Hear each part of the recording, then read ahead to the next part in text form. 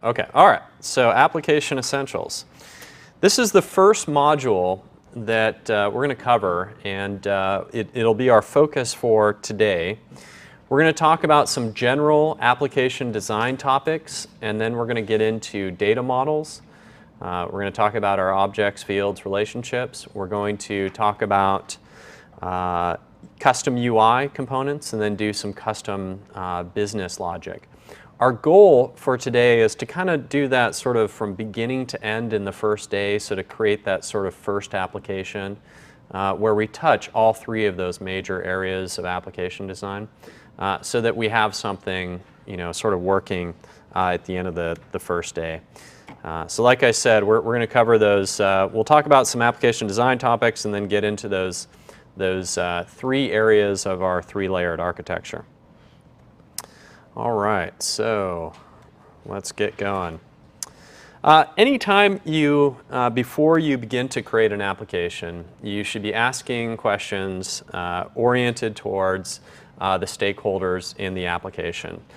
So I think the key thing to realize here is that in terms of application design, the same questions that you would ask if you were creating an application on the Java platform or .NET or whatever it may be, those same issues and questions are relevant here as they are there. So who are the people who are going to be using this application? What are their roles? What are they going to be doing? What are the processes in those applications? What are your end users going to be able to, or what are they going to need to report on? So if there's an analytics aspect to the data that we're collecting down the road, what is the data that they're going to want to see from that reporting standpoint? And then finally, within this short list, how are you going to teach your end users how to use this application? So you want an application that has high user adoption, and so one of the essential ingredients to that is getting your users trained on using this application. Salesforce has the benefit, I think, of being a relatively, one of the more quicker to learn user interfaces in terms of the look and feel and the way that the applications work. But training is always an important part of an application's success. So like I said, at the end of the day, the same things that go into any other application also apply here. One of the things that we're able to do is we sort of nicely segment the different tiers of an application in terms of if you wanted to create a custom user interface, that is implemented independently of the business logic, which is independent or roughly independent of the data model. So there are different, we definitely have a tiered architecture where you can apply changes at different tiers. There's obviously dependencies, but it's segmented fairly nicely. So you can organize what type of things you want to do from a UI standpoint, what you want to do from a business logic and automation standpoint, and then how you'd want to design your data model, especially for the purpose of reporting down the road. Keep it simple. One of the nice things about our platform is that you can implement in a sort of, create simple changes, start simple, and then roll out incremental advancements or changes to your application. One of the things that our consultants recommend is that you do things like Scrum or 2-week sprint type of project management. That's one of the things that, in working with projects that our consultants are consulting on, it's one of the techniques that they use, and you can definitely do that. And then at every part of this, validate with your users so that you're not creating something that you need to redesign. So constantly get sign-off from the stakeholders to verify that you're meeting the goals of the project. All right, this is a matrix which kind of shows there's two different axes here, and the purpose of this slide is to show where is the sweet spot of Salesforce or Force.com applications. Now, the vertical axis, notice this says Internet Portal, Enterprise, Department, and Group. It's really referring to the size of the audience who'd be using this shared application. Obviously, Salesforce is intended to be a multi-user system, and so what size of application would we fit into? The bottom axis, or the horizontal axis, this kind of refers to different types of applications. I split this up into the first two columns, content and data. Content kind of being unstructured data, and then data being more structured data. And then it says process and transaction. The way I kind of separate these is process would be user-oriented or applications with a high amount of user touch, versus transaction being more like batch processing or nightly processing or behind-the-scenes processing, not involving users. So our sweet spot, as we define it, is really kind of in those middle blocks, in the sense that small to medium to large groups of users. We not only have small customers. One of the things that's sort of amazing about Salesforce is that we have many very small customers, but we also have a few extremely large customers, like Avon and Japan Post, which have massive applications in the tens of thousands of users. But our sweet spot tends to be those enterprise or department-oriented applications, where it's roughly a medium to large audience, or even medium to small type of audience. In terms of the types of applications, I think that we really shine when it's structured data. You'll see that we can very easily define what ultimately look like database tables and relationships.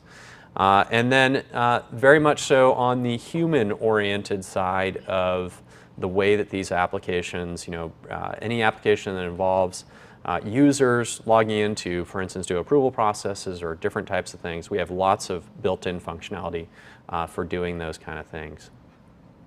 Now, let me just let me say that this is, in my opinion, this is kind of an old slide, and one of the things that we've recently released that just went GA in summer '09 is Force.com sites. And so we already have a large number of our customers creating internet or portal type applications. So that top row has a lot of different implementations, or there's a lot of people doing out there or doing stuff which would fall into that top row. Same thing goes for content. We also now have a content management system, an application that we call Content, that, for instance, does things like metadata tagging of unstructured documents, where users can search and create workspaces and share documents and preview them and work on them. So there's a lot of functionality that we have in that area. And then, just to show you what we're doing with some of our partners, we have partners who are building and who have built ERP systems on our platform. So Coda is the more prominent one that you'll hear of out there, but they've been doing the kind of stuff listed in that last column. So this is showing the sweet spot, but just because it has a white box, please don't think that we haven't done anything in that area or anything like that. Like I said, this is kind of a dated slide, and our functionality has really expanded beyond that sort of core original sort of sweet spot that we existed in. And from my personal opinion, I think that Salesforce, the platform, is also fantastic for long tail applications. So applications that the sort of group oriented applications where to create an application from scratch on something like a J2E platform or a .NET platform, the amount of effort would not have justified the application with Salesforce.com. Because so much is pre-built for you, it's a lot easier to sort of go from 0 to 60 in terms of creating that application And so I think it's especially effective with those long tail applications. And by long tail, I mean applications in which there are possibly a larger number of applications, but smaller, more segmented user populations. Okay.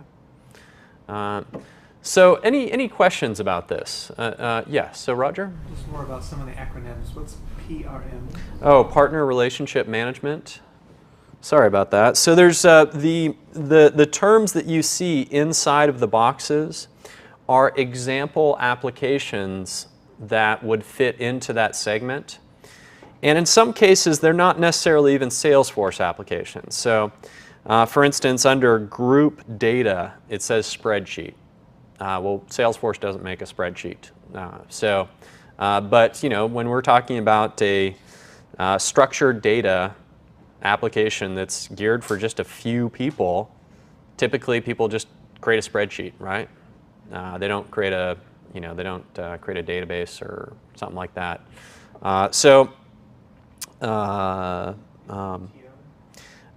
Paid time off.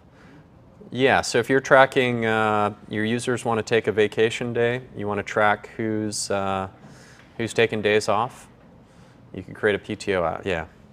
So I guess that kind of falls under the HR bucket, but yeah. So all right. Okay. Any Anu, did you have a question or did I address? I just wanted to find out what kind of database we use. Is it like because you said it's a huge data model and you support multiple users and stuff like that. Yeah. So what kind of database is it? Is it like SQL Server, Oracle, or? Underneath the covers, it's an extremely large parallel implementation of an Oracle database, you do not have access to that level. It's not like when you're creating an application on our platform, you do not have sort of Oracle administrator type privileges to that underlying database. What we've done is we've created the tools and a layer of abstraction between you and that multi-tenant database. So the multi-tenancy is an architecture thing that is something that we take care of. But to you don't really touch that aspect of the application in the sense that we create tools which, for instance, when we create an object, it's very similar to defining a table.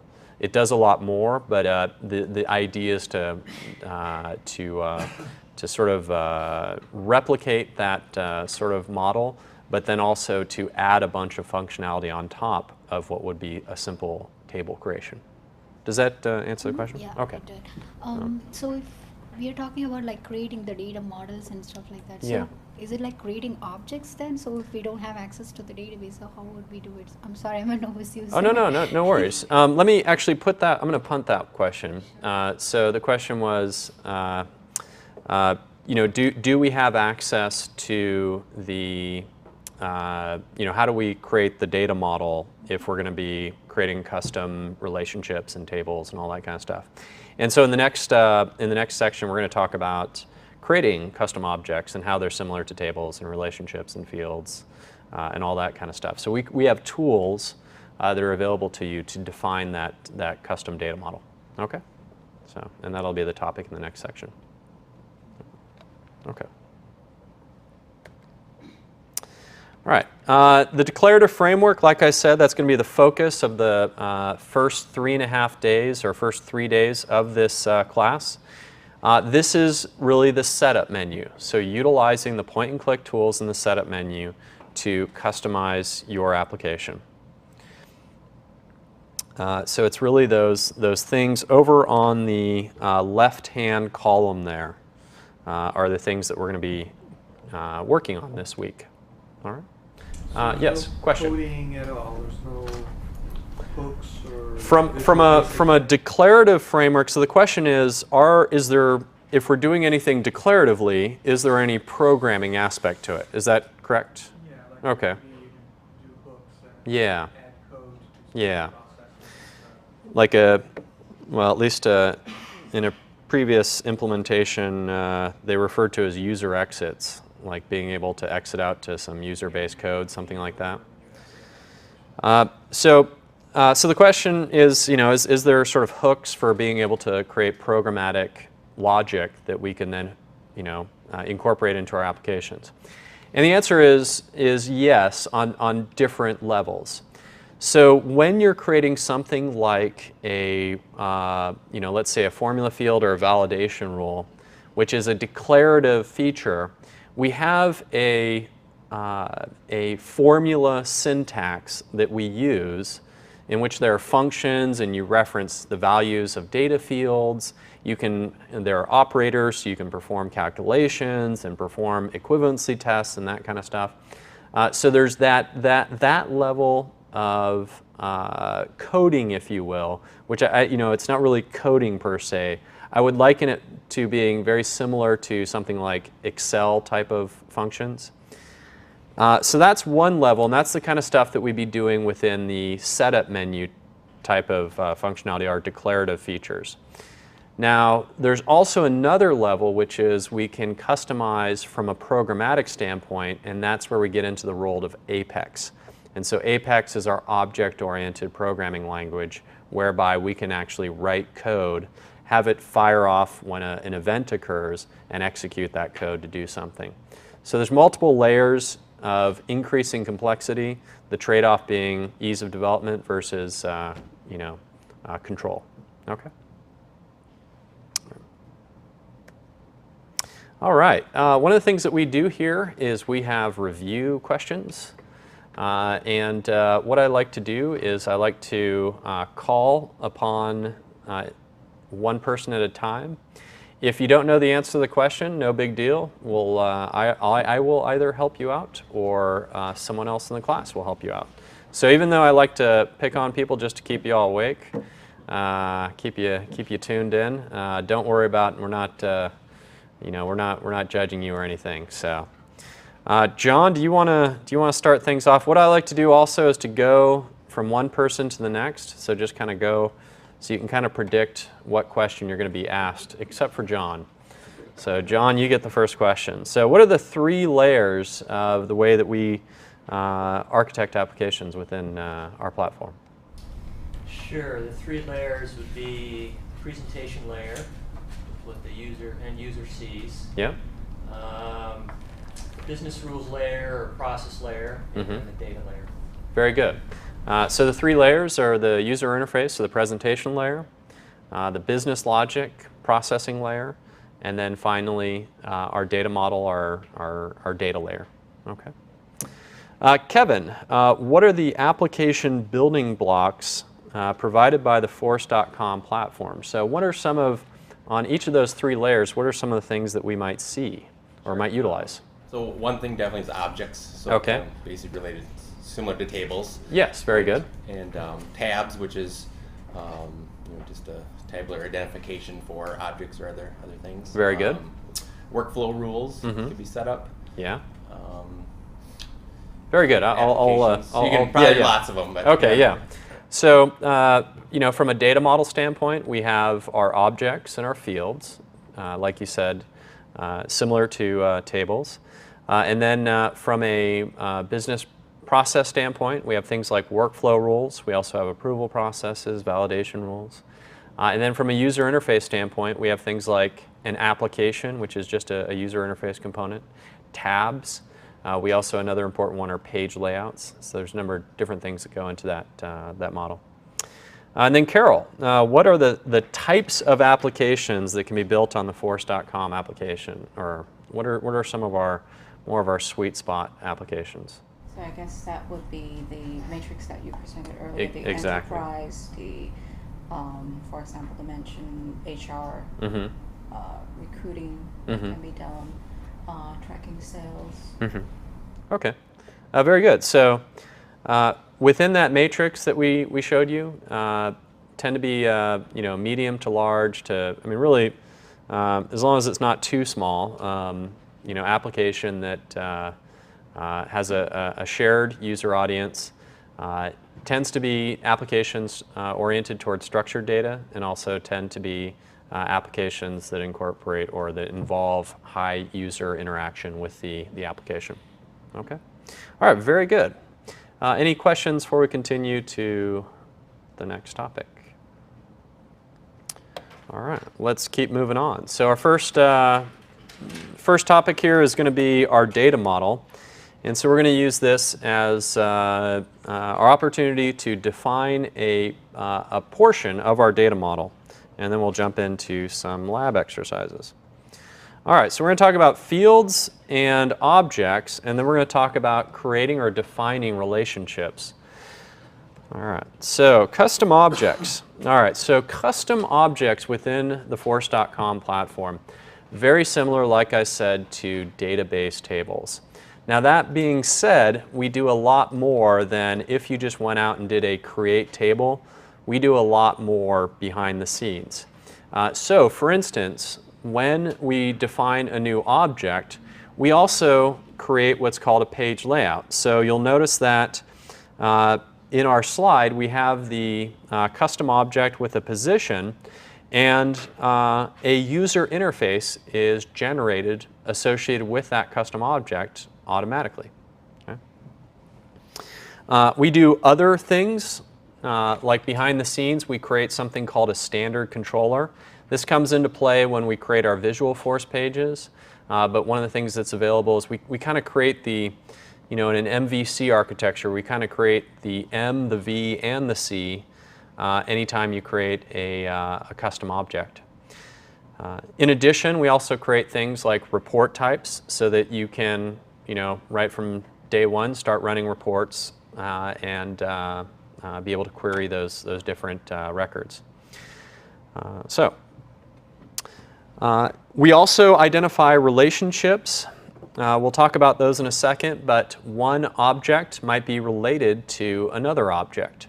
Now the way that this appears within Salesforce, one of the things that you'll hear me talk about is that in any relationship, there's the parent and the child. And it's a one-to-many relationship between the parent to the child. So a parent has many children records associated with it. And the way we display that within Salesforce.com is by default in a related list. So you'll see where you click on a record which is a parent, you'll see then a related list like we see here of the associated child records. Now we'll come back to relationships in a bit, but that's just kind of an intro to that. So our objects, like I said, very similar to tables. Not only do we create, there's a number of things that happen automatically, where we create standard report types, so you can generate reports, you can search for records that contain data associated with that object type. We also have what we refer to as our sharing model, so you can enable record level access to different types of objects. And primarily, our object, it's going to be that unique, a store of unique data of a certain type. And what we're going to end up doing is creating a bunch of fields on those objects. And you can think of the fields as being similar to a database column. Okay? In our case, instead of having rows in the database, we refer to them as being unique records. So there's a little bit of a different terminology that you'll hear us using. So objects, fields, and records as opposed to tables, columns, and rows. Okay, but it's roughly, like I said, similar to those types of constructs. All right, I'm gonna talk about. Let's keep going on. I'm going to talk about fields, because creating an object without a field is not very interesting. So we're gonna jump into fields, and then we'll jump back and we'll do both exercises at the same time. All right, custom fields. So associated with anytime you create a custom object, there are going to be standard fields. But our objects don't become interesting until we create custom fields which contain the data that makes our objects useful. So like I said, analogous to something like database columns. There's a number of different field types associated with our fields and our objects. One of those are pick lists. Pick lists have the benefit of limiting the options available to your end users. This is very helpful, especially down the road for creating reports and being able to bucket information or bucket records into different categories. Okay? There's the ability to, when you're defining your fields, down the road you can change the data type of the underlying field. In the documentation, because there's about 20 different field types, there's all different types of changes that could occur. In certain cases, we're able to convert the data if you change the data type. In others, it doesn't make sense. So for instance, if you're creating a number to a string, that's fine. That's an easy conversion. But if you're going string to number, on the other hand, that introduces some issues where the data might not be converted successfully. You can also remove a field after you've created a field. And one of the things that's going to happen is that we're not necessarily going to delete that data. We'll keep it around for 45 days, and you can recover that field later on. Okay. We can also create context-sensitive help. So one of the things that we have is for our end users, you have the ability to create essentially that bubble type help so that the user can drag their cursor over the blue, just to show you right here. Let me go back here. So something like this, the blue eye, where we can pop up some custom bubble help and then indicate, some instruction for the end user in terms of what we're expecting here, in terms of the type of data.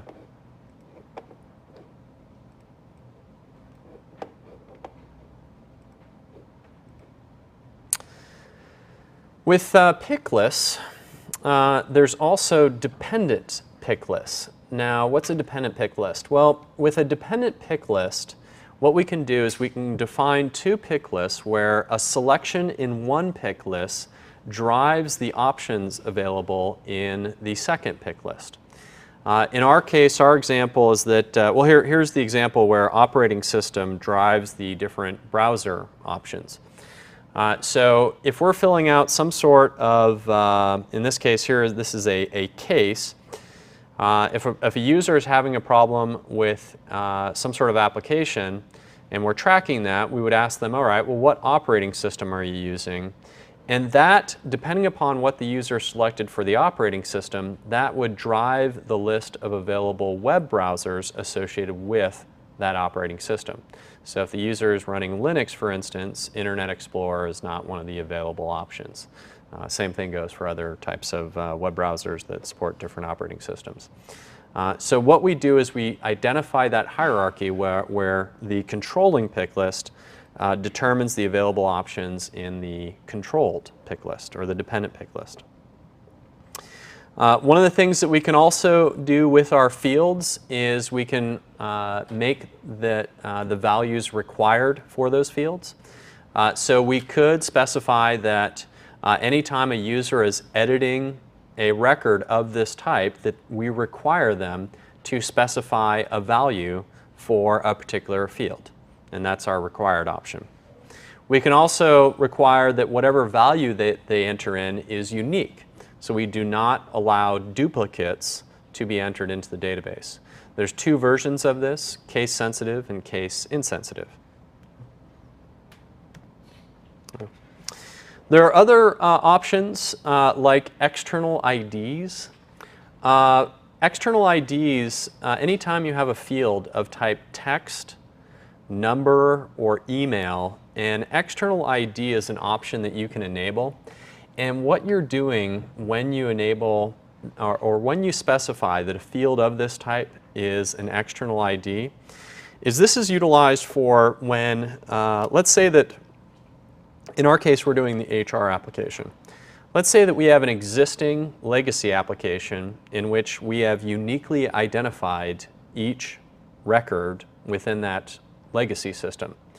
Well, we can specify, we can load that list of keys into our database and specify that the values of those columns are external IDs, and therefore we can use one of the things that we do is we index the values. So if we're doing lookups, like we're doing queries based on the values of those fields, it increases the performance. One of the reasons that we create the index is that when we're doing, for instance, an upsert, which is the combo between an insert or an update, we can use the value of that external ID field in order to check, does this record already exist within the Salesforce database? So what we would do is go, okay, let's say we have some sort of legacy numbering system, or it's the keys within our legacy system.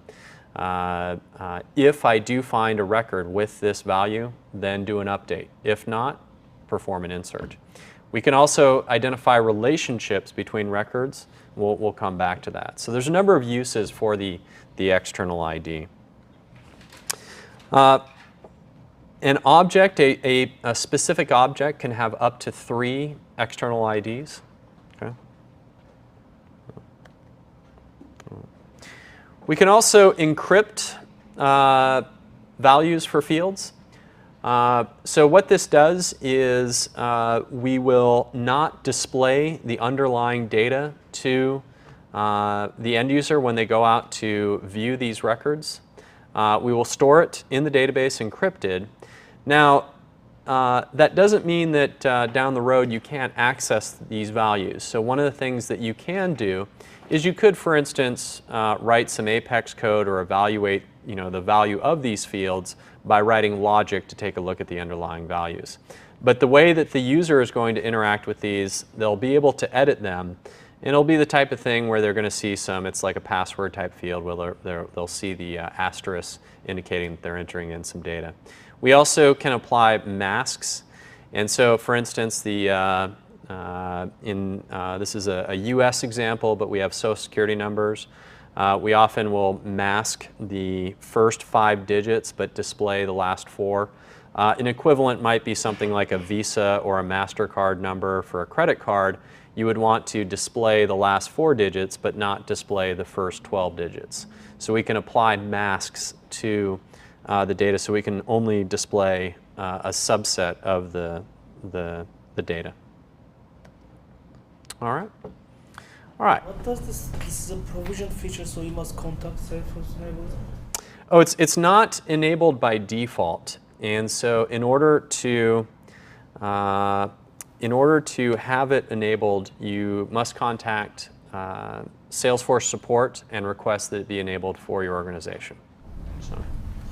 About the external IDs, when you say an object can have 3 external IDs, does it mean that you can have combine 3 fields to have 1 external ID, or? No, if you wanted to do something where, are you uniquely identifying a field based on the value contained in 2 separate keys? Is that correct? Yeah, like for example, instead of names, you say names and surnames, and also the ID to combine as a. What I would recommend that you do is to take those 2 values and then place them in a single field and mark that as the external ID, and then use that to uniquely identify the record. By default, the upsert does not, it doesn't do that. It doesn't base its evaluation for identifying a record based on the 2 separate fields. Let me actually look that one up and try and do a little research to get a more specific answer. So the question was,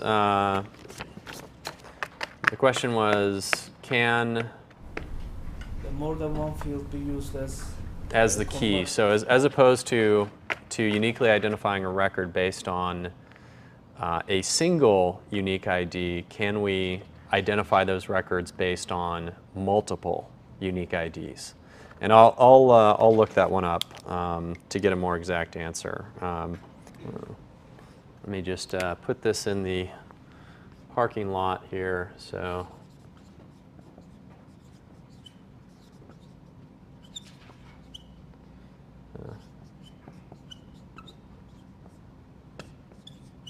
So I know that's kind of vague, but I know what you're.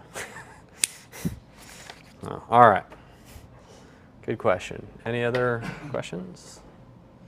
All right. So, let me show you the tool, and then what we'll do is we'll jump into some lab exercises, and we'll do exercise 2-1 and 2-2.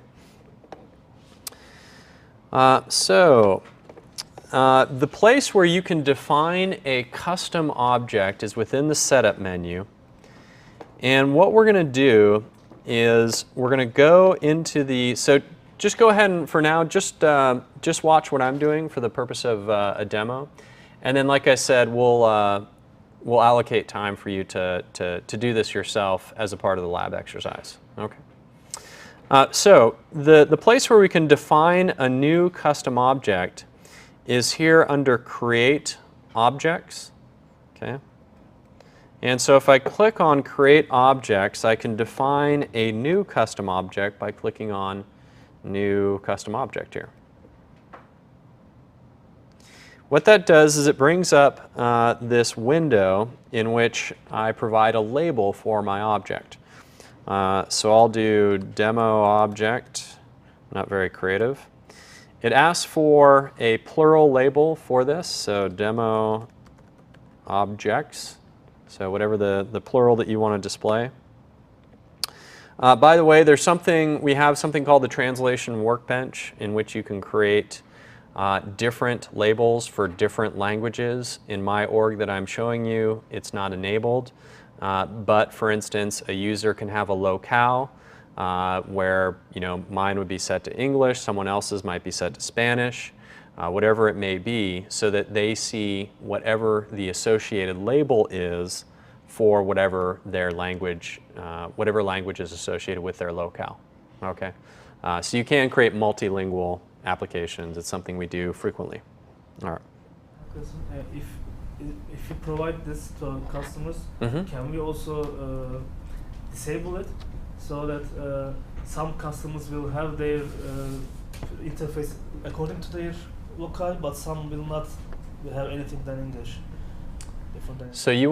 So some customers have the ability. So it's not something you want the customers to be able to set. For example, or I'm sorry, your users. Yeah. Yeah, there are some users for example, from England and some from Germany. We want to, for example, enable German users to have it in German, but we don't want, for example, have our French users to have it in French. So okay. We really do. For example, in Roche, we sometimes provide the ability to have their own language for some users, for some countries, but we don't provide it for some other countries. So it's a well, okay. So the question is, can you enable, sort of certain languages, but not other languages? And by default, that's how the Translation Workbench works, is that you identify what languages you want to support within that application.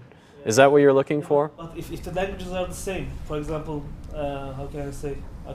For example, Austrian and German. Okay. So Austrian and German. They are both going. We have a German language setting. Yeah. We want German people to be able to see it in German, but we want Austrians to see it in English. Will that be possible? Interesting. Let me check on that. So you want certain, okay. Not sure. You essentially want to disable the ability of certain users to see. For some computers, it will be independent from the local. For some computers, it will be dependent on the local. So that's what I'm saying. Let me check on that. So it's based on user. Is that right? Yeah, the user. Okay. Because the user will be from the. I'm asking questions about the global setups. So. Okay, so I think the question is, can we enable non-English, or can we enable multilingual access for certain users, but then enforce or to constrain other users to using, for instance, the English version? Okay. Let me add that to my parking lot. Yeah. But isn't there's an option when you set up the user, you can set up what kind of languages they can see? Uh-huh. So can't you do that right and set up under individual?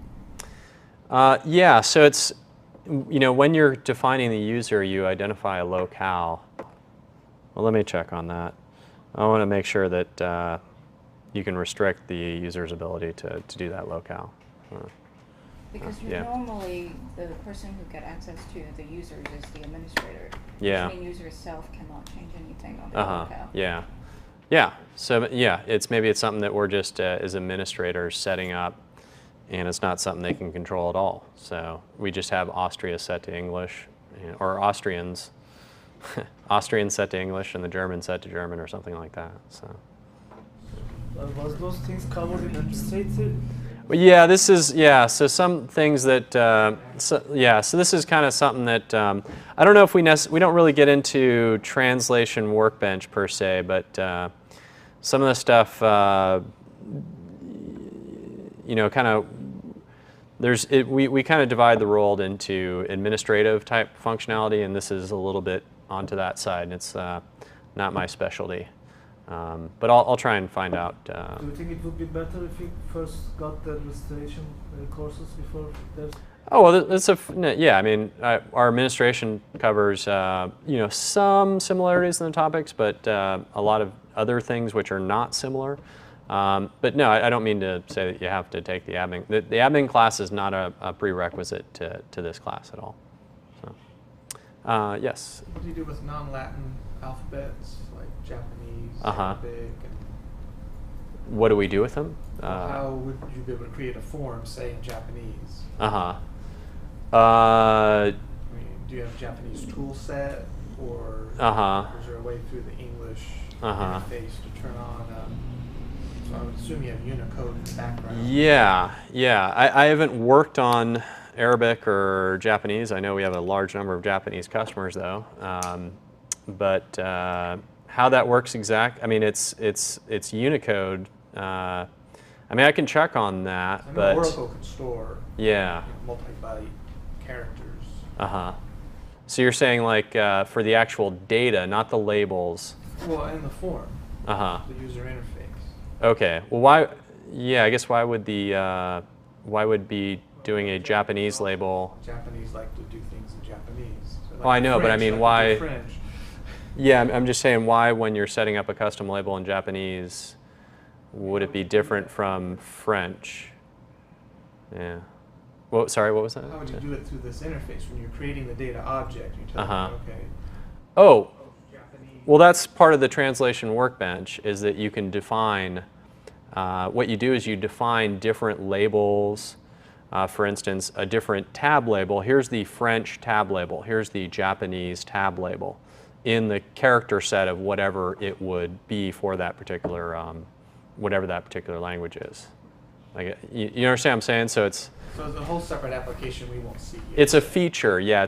Exactly. So the translation workbench is something that's not enabled here, but the translation workbench is a separate, separately enabled feature of the platform that allows you to define that you support other languages, and then you go in and identify, all right, for my tab labels, here are all the French equivalents, or for that matter, Japanese equivalents, in the character set of whatever it may be for that particular language, whatever, yeah. Or report labels, there's 20 different things where we're labeling something, button labels, so, yeah, okay. All right, okay, so let's get back on to, all right, custom object. We can identify both with the singular label and the plural label. There's also an object name. Now this is also referred to as the API name.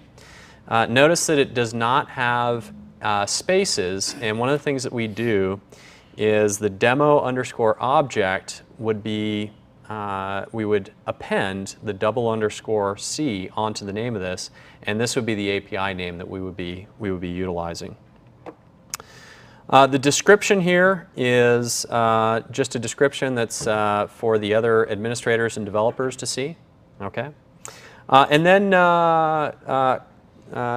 options for doing context-sensitive help.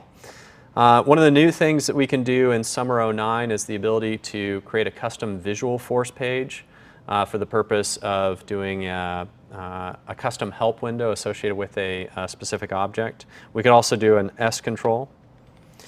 Now the record name, every object has a default name field, and the name field is utilized to sort of identify what this thing is. So in the case of a position, that would be our job title, right? So account executive or whatever it may be, that's the, that sort of, it's not necessarily unique, but it tells us this is what this thing is, okay? So we have two options for the name field. We can do text or auto number. Now text is where, for instance, for the demo object name, a user could enter in, something, some string which identifies what this thing is. With the auto number, what we do is we generate the value for whatever would appear here. And what we could do is we could do, in my case, I'll do DO dash and then some sort of numbering system. And what will happen is that every time that a user creates a new record, we'll start from 0, and then we'll create DO dash 0000, 0, and then we'll do 00001, and so on and so forth. Yeah, question? Does this count against the 3 external ID limit? No, it does not. So the question is, does this count as an external ID? No, this is not an external ID, nor is it an ID within Salesforce. What is different from this is the record ID, and this is not the unique identifier for a record. And we'll talk about the record ID. But in Salesforce, there is a unique record ID, which is either a 15-digit or 18-digit ID that uniquely identifies each record. Okay? So, all right. Does this wrap around? It'll actually, I've done tests on this, and what I did was I created, I did that and created 11 of them. And what it did was, I think it kept on going. I did it for the candidates. Let me see if I still have those out there. Oh, I think I deleted them. The behavior was it went beyond the bounds. Like I did a single digit, it ultimately went to 2 digits. So it did, when it reached that limit, it did continue to assign numbers, but it went beyond whatever it was I specified. So it's really just add leading zeros. Is that really what that's? Yeah, it's, I guess, yeah. Exactly, yeah, if you want the zeros, which is probably, going back to sorting kind of stuff. So, yeah. No. All right, there's some other options that we can enable associated with our objects. We can allow reports. What this is referring to is, do we want to create what's called a report type so that users can run reports later on? Allow activities. In Salesforce, there are 2 types of activities. There are tasks and events. And so a task is an assignment of a responsibility to someone, and an event would be something like a calendar event. These are related lists that would appear associated with a particular object type. Okay. And then there's track field history, and this allows us to track field values over time to see, what were the previous values for these field values. Okay. So why do we only have auto number and text here? Why is it restricted only to what did we choose before? That is a limitation that is only for this name field. So when we create a custom field, we're going to have a lot more options available. but this is specifically for the name field. Okay? So when we create a custom field, we'll be able to do things like percent and currency and all different types of Where did we things. choose it was a name field? It was up above? Sorry, what was that again? Where did we choose that it was a name field?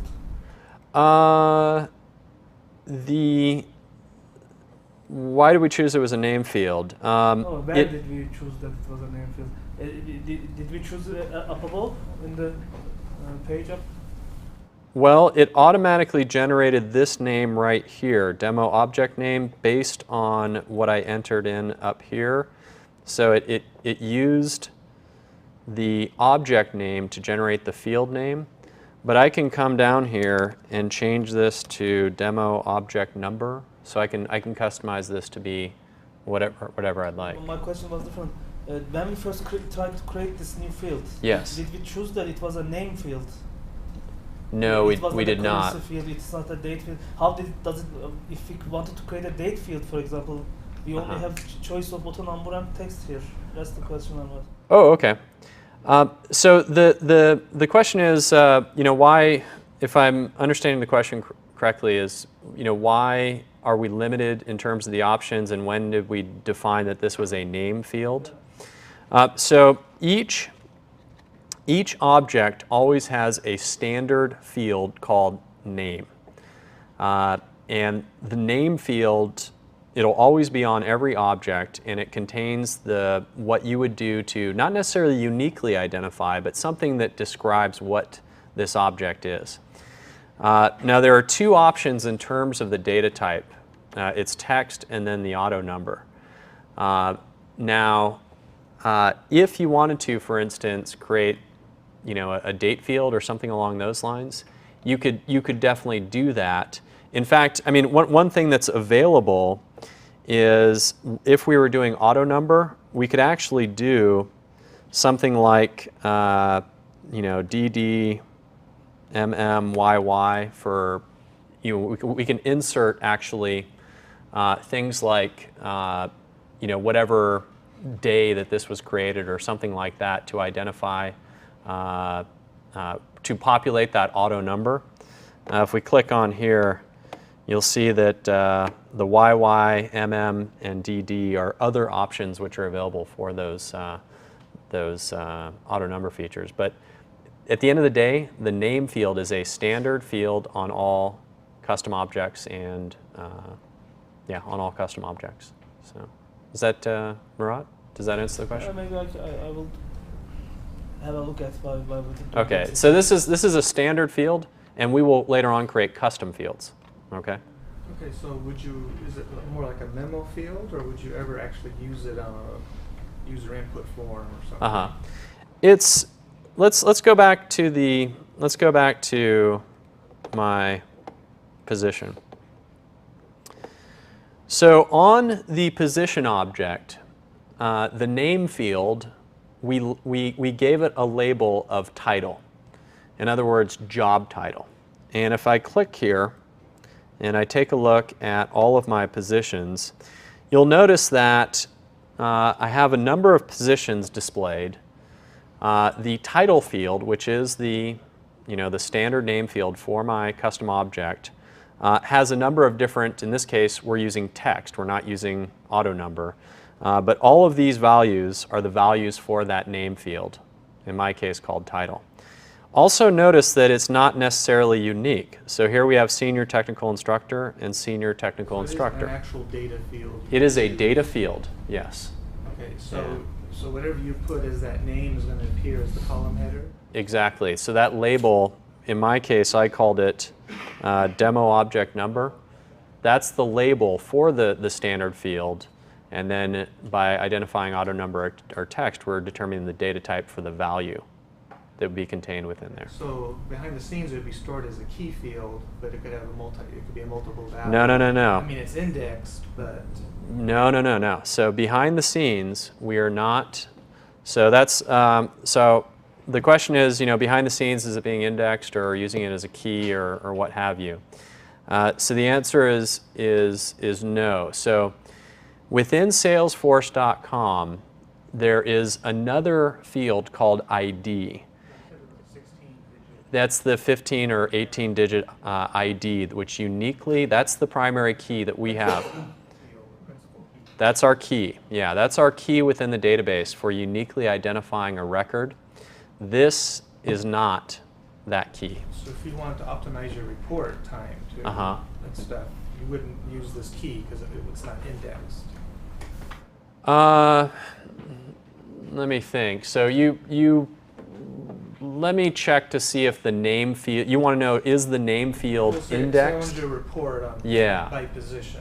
So if I say by position, is it going to search by position, but is it going to do a serial search, which is going to be slow, or is it going to, or if it is a keyed field in the background in the database, then it will be a quick search. Yeah, it's let me check to see if the name field, if we do index the values of those fields. I'm not sure about that one. It's not true of non-external ID fields, but let me see, is name indexed?